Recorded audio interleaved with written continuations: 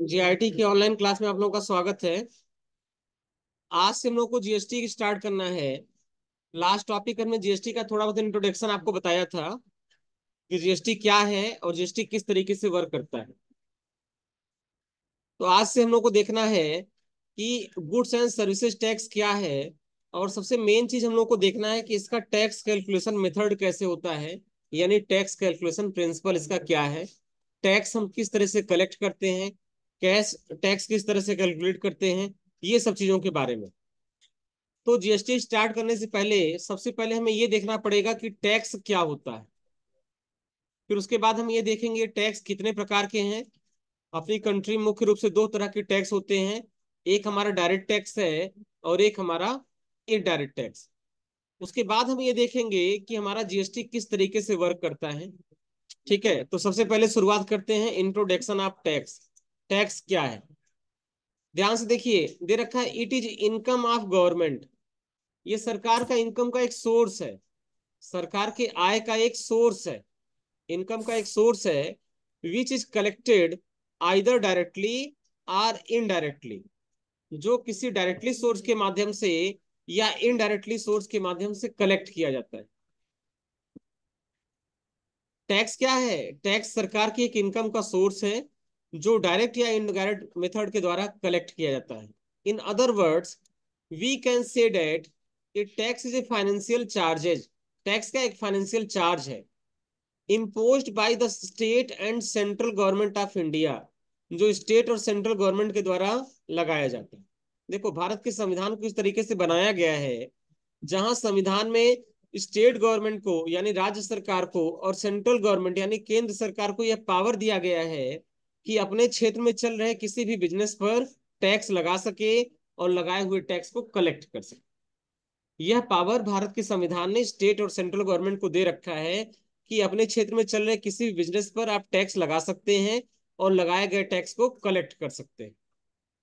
बात समझ में आया ना? तो ये पावर संविधान में दे रखा है।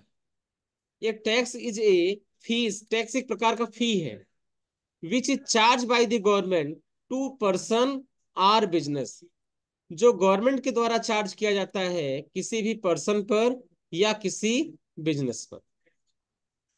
तो टैक्स एक प्रकार का फीस है, टैक्स एक प्रकार का फी है जो गवर्नमेंट के द्वारा चार्ज किया जाता है किसी भी पर्सन पर या किसी भी बिजनेस पर। India is a federal country. India एक फेडरल कंट्री है। फेडरल कंट्री का मतलब जहां पर स्टेट और सेंट्रल दोनों गवर्नमेंट को यह पावर दिया गया है कि वह टैक्स लगा सके। लिखा है ना, the power to levy and collect tax, ये टैक्स लगाने का और लगाए हुए टैक्स को कलेक्ट करने का पावर दिया गया है। तो मैं आपको बता रहा था कि इंडिया एक फेडरल कंट्री है जहां पर दोहरी कर प्रणाली लागू है, और भारत के संविधान ने स्टेट और सेंट्रल गवर्नमेंट को पावर दे रखा है कि वो टैक्स को लगा सके। ठीक दे रखा है ना। Central and state has the power to levy and collect tax before the GST according to the power described by the constitution. The central can levy tax on the manufacturer of the goods and rendering of service। यानी GST से पहले क्या था, central government को goods के manufacturer पर tax लगाना होता था और सर्विसेज पर टैक्स लगाना होता था, सर्विस प्रोवाइडर्स पर। जबकि स्टेट गवर्नमेंट को सेल ऑफ गुड्स, गुड्स के सेल पर टैक्स लगाना था। यानी जीएसटी से पहले ये डिसाइड कर दिया गया था कि ट्रेडिंग पर स्टेट गवर्नमेंट टैक्स लगाएगा और सेंट्रल गवर्नमेंट जो है ये हमारा सर्विसेज पर टैक्स लगाएगा और मैन्युफैक्चरर पर टैक्स लगाएगा। ये पहले से निर्धारित है। अब देखिए, अब यहाँ पे टैक्स दो तरीके का दिया गया है। एक है हमारा डायरेक्ट टैक्स और दूसरा है हमारा इनडायरेक्ट टैक्स। इसको समझिए। ये direct tax one of is one in which the incidence, incidence मतलब पे करने की liability, ultimate liability of taxes lies on the same person and which can not be shifted to another person. यानी direct tax एक ऐसा tax है जहां पर tax पे करने की लाइबिलिटी को किसी दूसरे पर्सन पर शिफ्ट नहीं किया जा सकता।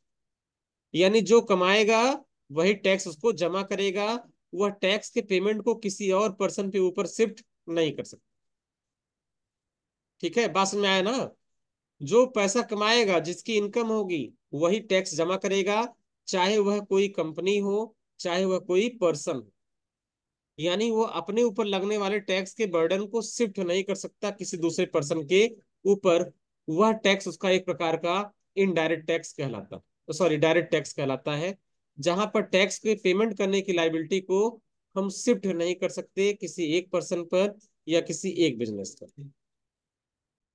देखिए मैं आपको बता रहा था, डायरेक्ट टैक्स सिस्टम एक ऐसा सिस्टम है जहां पर टैक्स के पेमेंट की लाइबिलिटी को किसी पर्सन के द्वारा किसी दूसरे पर्सन पर या दूसरे बिजनेस पर शिफ्ट नहीं किया जा सकता। यानी जो पैसा कमाएगा, उसी को टैक्स जमा करना रहेगा, वो किसी दूसरे पर्सन पर शिफ्ट उसको नहीं कर सकता। यह एक प्रकार का क्या है, डायरेक्ट टैक्स। जैसे इनकम टैक्स डायरेक्ट टैक्स है। मान लो किसी पर्सन की इनकम है 6 लाख रुपए साल की। मान लेते हैं एक मिनट के लिए, किसी पर्सन की इनकम 6 लाख रुपए है पूरे साल की, और सरकार ने निर्धारित कर रखा है कि 5 लाख रुपए पर कोई टैक्स आपको नहीं जमा करना है। 5 लाख की आपकी इनकम क्या है, एग्जेम्प्ट है। तो जो 1 लाख रुपए उसके पास एक्स्ट्रा आ रहा है, तो उसे क्या करना पड़ेगा, उस 1 लाख रुपए एक्स्ट्रा पर टैक्स अपना जो भी बनेगा उसके हिसाब से उसको टैक्स जमा करना पड़ेगा। अब वो इसको शिफ्ट नहीं कर सकता किसी दूसरे पर्सन के ऊपर कि हमारे बदले ये टैक्स फला कंपनी जमा करेगी या हमारे बदले ये टैक्स फला पर्सन जमा करेगा। ये होता है हमारा डायरेक्ट टैक्स। यानी जो पैसा कमाएगा उसके ऊपर वो टैक्स लगेगा, और वो उसको किसी और पर शिफ्ट नहीं कर सकता, किसी और पर टाल नहीं सकता कि हमारे बदले ये टैक्स ये जमा करेंगे। ये हमारा कहलाता है डायरेक्ट टैक्स। बात समझ में आया? अच्छा, इनडायरेक्ट टैक्स सिस्टम में क्या होता है, इनडायरेक्ट टैक्स सिस्टम में टैक्स पे करने की लाइबिलिटी जो होती है, वो शिफ्ट होती चली जाती है एक पर्सन से दूसरे पर्सन, और दूसरे पर्सन से तीसरे पर्सन, और तीसरे पर्सन से चौथे पर्सन। बात समझ में आया? तो सबसे पहले यहाँ जो हम लोगों को स्टडी करना है जीएसटी, वह जीएसटी एक प्रकार का इनडायरेक्ट टैक्स, देखो दे रखा है ना। And indirect tax is one in which the incidence of tax lies to the one person and which can be shifted to another person. Example, GST, VAT, CST, excise, service tax, etc. यह हमारा एक प्रकार का क्या है, indirect tax का system, जहां tax के पे करने की लाइबिलिटी एक पर्सन से दूसरे पर्सन, दूसरे पर्सन से तीसरे पर्सन, और तीसरे से चौथे पर्सन पर शिफ्ट होती चली जाए। बात समझ में आ रहा ना? चलिए, अब इसको हम लोग एक बार समझते हैं कि ये हमारा इनडायरेक्ट टैक्स सिस्टम किस तरीके से काम करता है। ठीक है, इनडायरेक्ट टैक्स सिस्टम के बारे में हम लोग को समझना है।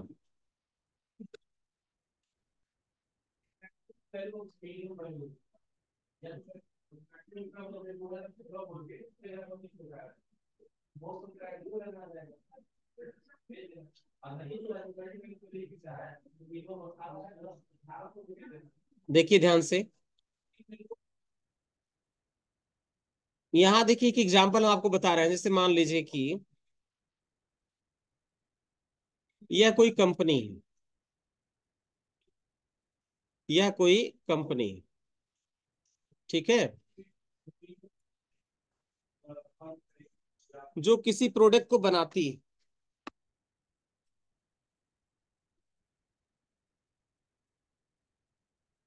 यह कोई कंपनी है जो किसी प्रोडक्ट को बना रही है, और बनाने के बाद इस कंपनी ने इस प्रोडक्ट को दे दिया, किसको, अपने होलसेलर को।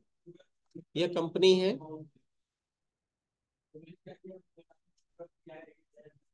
और इस कंपनी ने बनाने के बाद इसको सेल कर दिया अपने होलसेलर। ये इस कंपनी का होलसेलर, और होलसेलर ने क्या किया, उसे आगे सेल कर दिया रिटेलर को, और रिटेलर ने आगे क्या सेल कर दिया उसको, कंज्यूमर। तो हम पहले इन सबका नाम लिख दे रहे हैं, ध्यान से देखिए।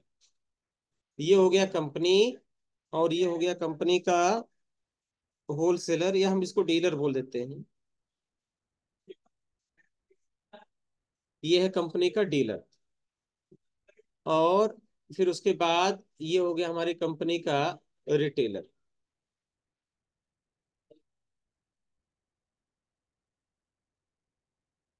और ये हो गया कंपनी का कंज्यूमर। ध्यान से देखिए, अब इस कंपनी ने क्या किया, इस कंपनी ने अपने प्रोडक्ट को सेल कर दिया। किसको? डीलर।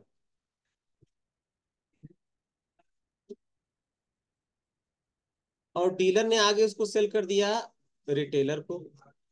रिटेलर ने आगे सेल कर दिया कंज्यूमर। ठीक है।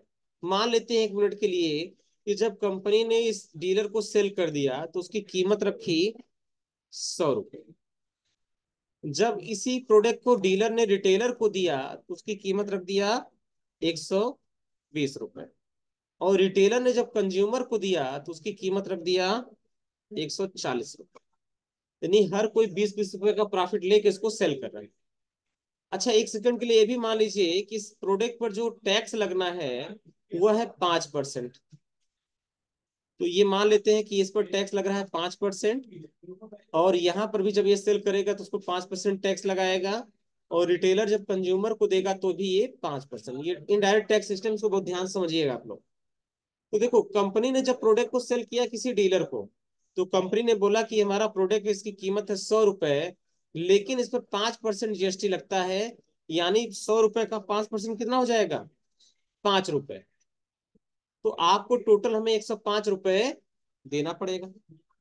अब इस डीलर ने क्या किया, इस कंपनी से इस प्रोडक्ट को खरीदा जिसकी कीमत थी 100 रुपए, और इस पर टैक्स लग रहा था 5%, यानी 5 रुपए। अब डीलर कंपनी को कितना पे करेगा? बताइए। डीलर इस कंपनी को कितना पे करेगा? 105 रुपए करेगा ना। अच्छा, जब अगेन ही डीलर अपने किसी रिटेलर को सेल करेगा तो 100 रुपए में तो सेल करेगा नहीं, वो कीमत इसकी बढ़ाएगा। तो कितना कर दिया? 120। अब अगर 120 रुपए इसकी कीमत बढ़ गई, इस पर जीएसटी भी तो बढ़ जाएगा। तो मान लेते हैं कि 120 के हिसाब से इस पर जीएसटी हम कैलकुलेट करेंगे तो कितना आ जाएगा? 6 रुपए आएगा ना जीएसटी। 6 रुपए। और यही रिटेलर जब अपने कंज्यूमर को सेल करेगा तो कंज्यूमर को कितना टैक्स मिलेगा? 140 रुपए प्रोडक्ट की कीमत हो जाएगी। और इस पर जब जीएसटी कैलकुलेट होगा तो कितना हो जाएगा? 7 रुपए। ये हमारा सप्लाई चेन कहलाता है, जहां पर एक कंपनी अपने प्रोडक्ट को डीलर की तरफ सेल करती है, डीलर अगेन सेल करता है रिटेलर को, और रिटेलर सेल करता है अपने कंज्यूमर को। ये सारे मिलकर एक सप्लाई चेन बनाते हैं। अब ध्यान समझिए, यहाँ जितनी बार किसी प्रोडक्ट को खरीदा जाएगा, जितनी बार प्रोडक्ट को बेचा जाएगा, जितनी बार उसके दाम को बढ़ाया जाएगा, वैल्यू इंक्रीज की जाएगी, उतनी बार टैक्स कैलकुलेट किया जाएगा। और हर बार वो टैक्स गवर्नमेंट के पास जमा किया जाएगा। मान लेते हैं ये हमारा क्या है? गवर्नमेंट। ये हमारा हो गई गवर्नमेंट, यानी सरकार, जिसको हमें टैक्स देना है।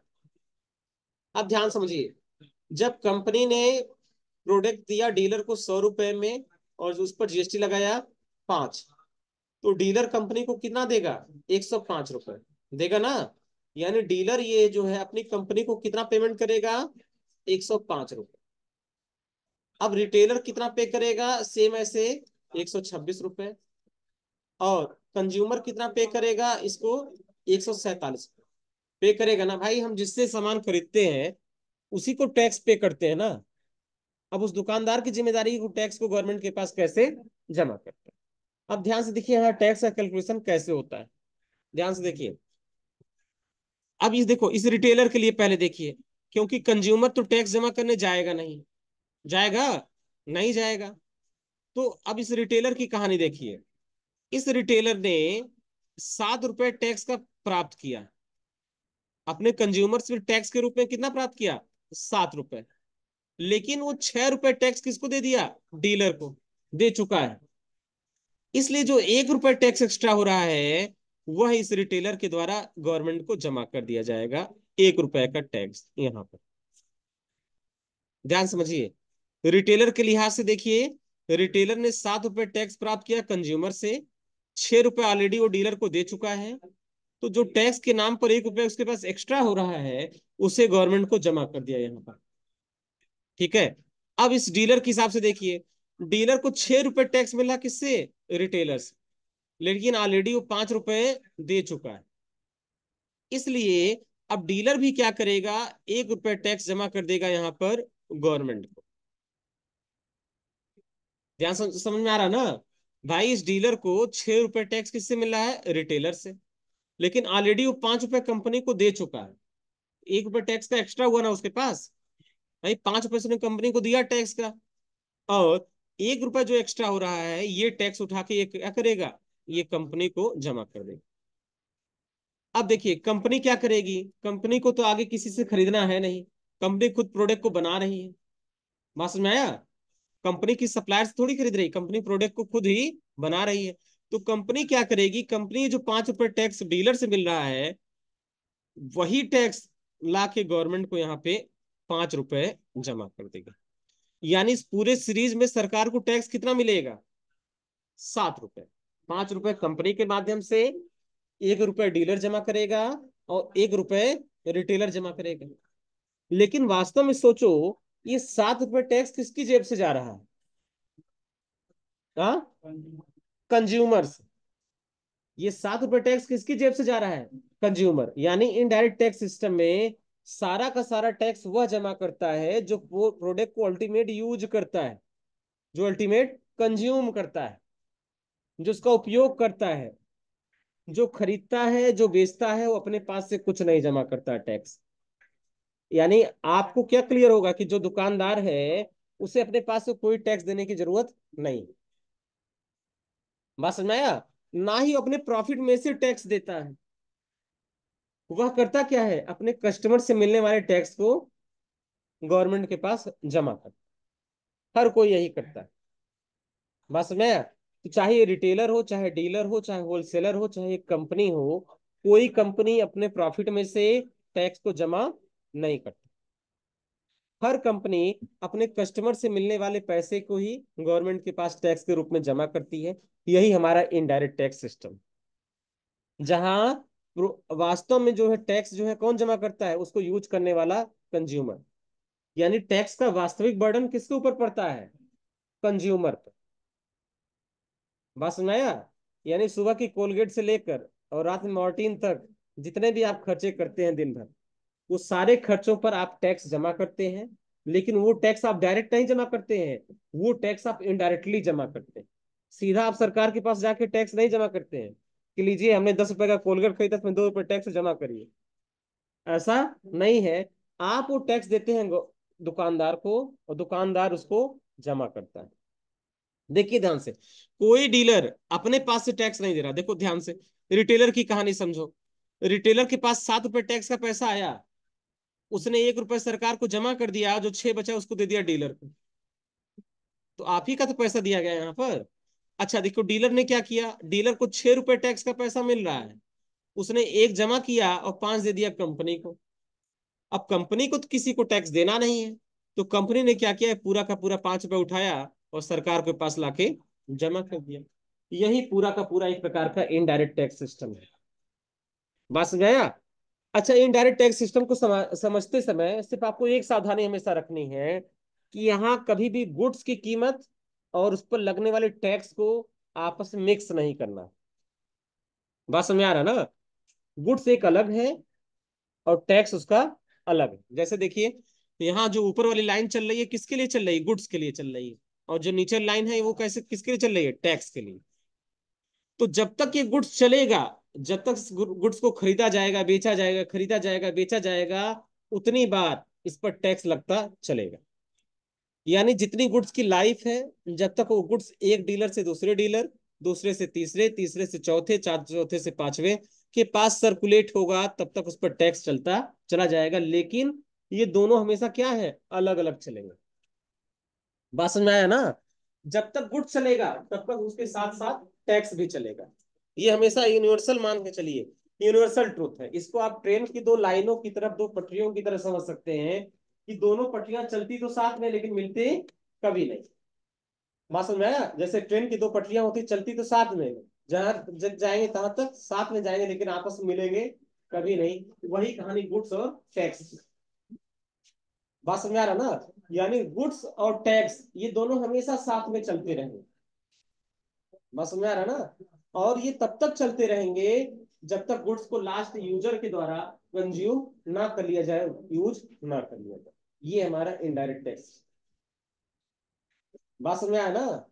तो जब तक गुड्स चलेगा, जितनी बार एक कंपनी ने डीलर को दिया, डीलर ने रिटेलर को दिया, रिटेलर ने कंज्यूमर को दिया, जितनी बार ये परचेज और सेल होगा उतनी बार इस पर टैक्स कैलकुलेट किया जाएगा, उतनी बार टैक्स जमा करेगा। जब तक गुड्स है तब तक टैक्स चलता रहेगा ना।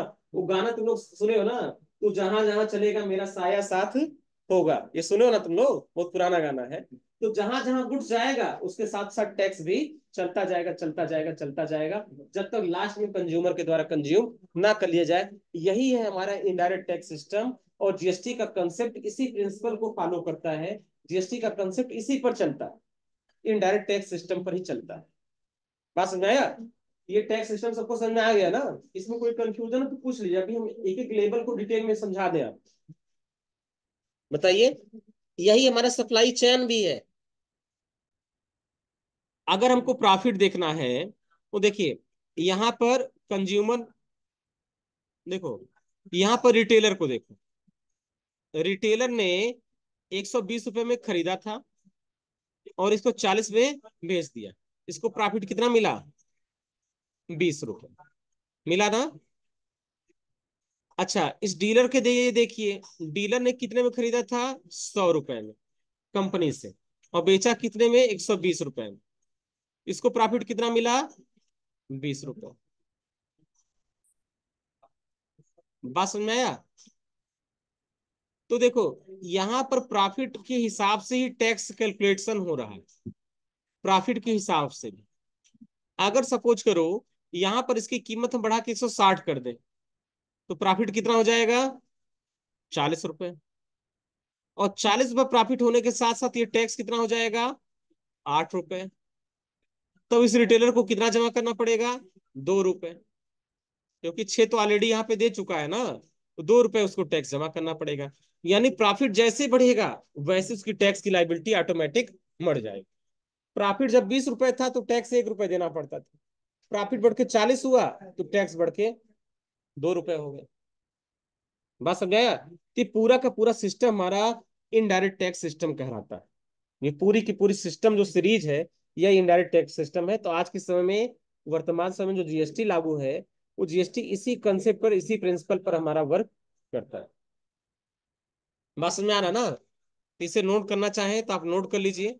इसको समझने में कहीं कोई दिक्कत हो तो आप पूछ लीजिए, क्योंकि जब तक इस टैक्स सिस्टम को आप नहीं समझेंगे तब तक आप जीएसटी को समझ नहीं पाएंगे।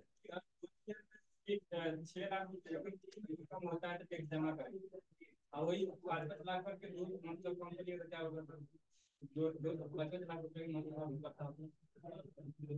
5-5 लाख रुपए करके 2 लोग हो जाएंगे। किसी का कंपनी है, 2 कंपनी है, चाहे 2 कंपनी हो या 2 से अधिक कंपनी हो ना, उसका प्रॉफिट तो एक ही आदमी को मिल रहा है। हमारा चाहे एक कोचिंग हो चाहे 4 कोचिंग हो, हमको जितनी कोचिंग से इनकम आएगी हम सबको जोड़ लेंगे। फिर हम देखेंगे क्या उसकी वैल्यू 5 लाख के ऊपर है या नीचे। अगर 5 लाख तक है तो हमें कोई टैक्स, इनकम का टैक्स कोई नहीं देना पड़ेगा। उससे ऊपर है तो हमें टैक्स उसका जमा करना पड़ेगा। हाँ, क्या चीज? उसी तो उसका टैक्स नहीं माना जाएगा, उसका प्रॉफिट माना ही नहीं जाएगा वो। बात समझ में आएगा? तो उसका प्रॉफिट वो माना ही नहीं जाएगा। अगर वो दूसरे के पैन नंबर, दूसरे के रजिस्ट्रेशन नंबर भले चलाते हम हो, भले सब लेन देन हम करते हो, भले सब प्रॉफिट हम कमाते हो, लेकिन रजिस्ट्रेशन में किसी और का हमने डिटेल दे रखा है, तो लीगल रूप से मालिक वो है, लीगल रूप से मालिक वो है, और उसकी इनकम मानी जाएगी। बात समझ में आया? हाँ, हाँ, उनको टैक्स कितना देना पड़। अब इसको हम जीएसटी की भाषा में समझते हैं। तो जीएसटी की भाषा में यहाँ पे 2 वर्ड इस्तेमाल किए जाते हैं। एक है आईटीसी, मतलब इनपुट टैक्स क्रेडिट, और दूसरा वर्ड जो इस्तेमाल होता है वो उसको बोलते हैं टैक्स लाइबिलिटी। ध्यान समझिए, यहाँ पर 2 वर्ड्स हम इस्तेमाल करेंगे, एक है आईटीसी और दूसरा वर्ड जो हमारा है वो है टैक्स लाइबिलिटी। पहले दोनों को समझते हैं कि आईटीसी क्या है और टैक्स लाइबिलिटी क्या है। ध्यान दीजिए, जैसे ये कंपनी है, ठीक है, इस कंपनी ने सेल किया डीलर को, और इस कंपनी को ये 5 रुपए टैक्स के रूप में कलेक्ट हुआ। कब? At the time of sale, sale करते समय। तो ये जो 5 रुपए है, ये कंपनी की टैक्स लाइबिलिटी कहलाएगी। बात समझ में आ रहा ना? तो ये जो 5 रुपए है, वो कंपनी की क्या कहलाएगी? Tax liability. तो चलिए, अब इसको थोड़ा सा हम सही से बनाते हैं।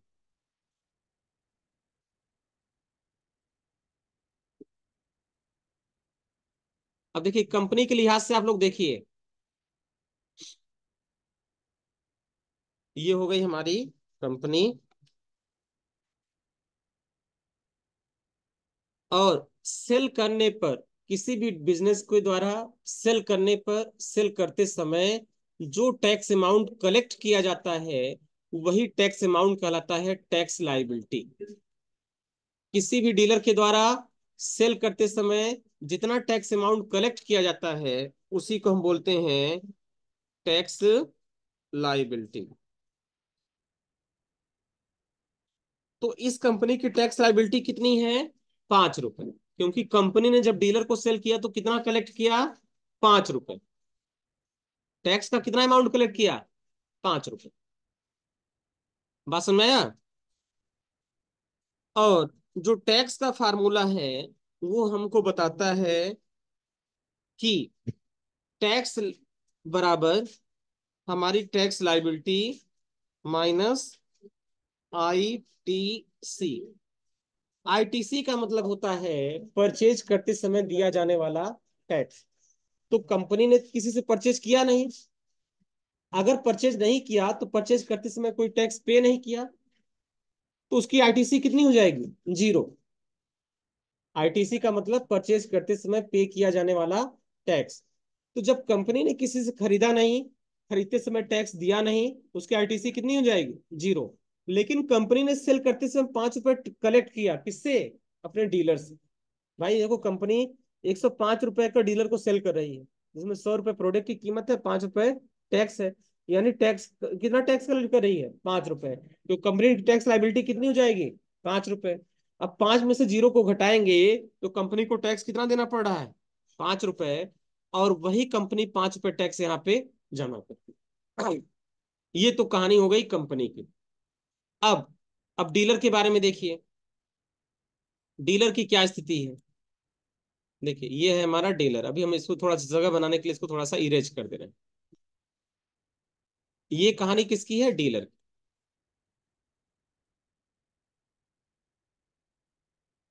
ये है डीलर। अब देखिए, हमें सबसे पहले क्या देखना है? डीलर की आईटीसी कितनी है। डीलर की आईटीसी कितनी है? तो आईटीसी का मतलब होता है किसी भी प्रोडक्ट को खरीदते समय पे किया जाने वाला टैक्स ही आईटीसी है। ये मार्कर पेन हमने खरीदा 105 रुपए में, और इसको खरीदते समय 5 रुपए टैक्स दिया, तो हमारी आईटीसी कितनी हो गई? 5 रुपए। किसी भी गुड्स को खरीदते समय जितना टैक्स हम पे करते हैं अपने सप्लायर को, वही टैक्स का अमाउंट ही हमारी आईटीसी कहलाता है। तो अब डीलर के लिए देखिए, डीलर ने खरीदते समय टैक्स कितना दिया? 5 रुपए। तो आईटीसी कितनी इसकी हो गई? 5 रुपए। अच्छा, सेल करते समय कितना टैक्स कलेक्ट किया? 6 रुपए। किससे? रिटेलर से। तो इसकी टैक्स लाइबिलिटी कितनी हो जाएगी? टैक्स लाइबिलिटी कितनी हो जाएगी? 6 रुपए। लिख सकते हैं टैक्स लाइबिलिटी इक्वल टू 6।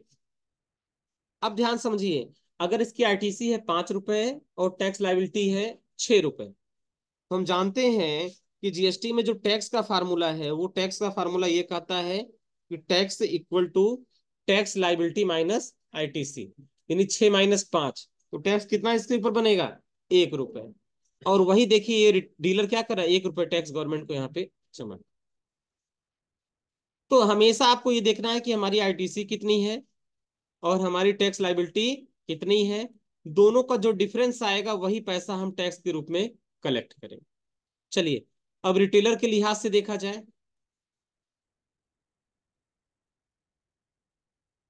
देखिए,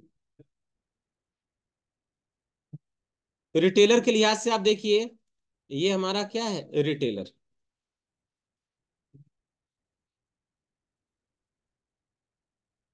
रिटेलर के लिहाज से आप देखिए, इस रिटेलर ने परचेज करते समय कितना टैक्स दिया, 6 रुपए। यानी इस रिटेलर की आईटीसी कितनी है, 6 रुपए। और इसकी टैक्स लाइबिलिटी कितनी है, 7 रुपए।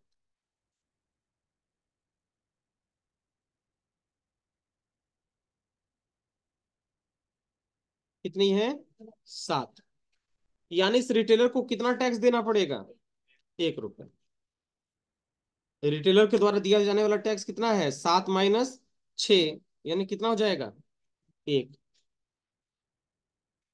तो टैक्स देखो तीन ही जगह से आ रहा है। कंज्यूमर पे कोई, कंज्यूमर ही टैक्स दे रहा है, लेकिन कंज्यूमर का कोई कैलकुलेशन नहीं होगा क्योंकि उसका रजिस्ट्रेशन नहीं कोई। हाँ, लेकिन यहाँ पर देखिए, अगर अगर हम ये मान के चले कि हम तीनों का मतलब हमारी कंपनी का, हमारे डीलर का और हमारे रिटेलर